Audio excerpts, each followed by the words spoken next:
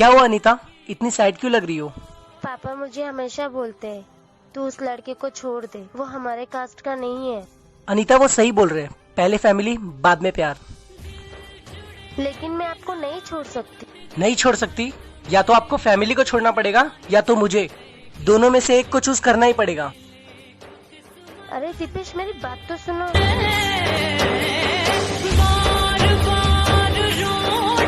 Hello hello पापा, मैं दीपेश से बहुत प्यार करती हूँ और मैं उसकी लाइफ में जा रही हूँ। और हाँ, ये समझ लेना आपके लिए आपकी बेटी मर गई। क्षण से जो टूटे कोई सपना, जग सुना सुना लागे, जग सुना सुना लागे, कोई रहे ना जब अपना। ये लड़की कौन है? गर्लफ्रेंड है मेरी और मैं इससे बहुत प्यार करता हूँ। क्षण से जो टूटे कोई सपना, जग सुना सुना। ये लड़की कौन है? गर्लफ्रेंड है मेरी और मैं इससे बहुत प्यार करता हूँ। मैं आपके लिए अपना सब छोड़ के आई, मेरी फैमिली भी छोड़ के आई, और अब मेरे साथ ऐसा कर रहे हो? क्या आपने अपनी फैमिली छोड़ दी?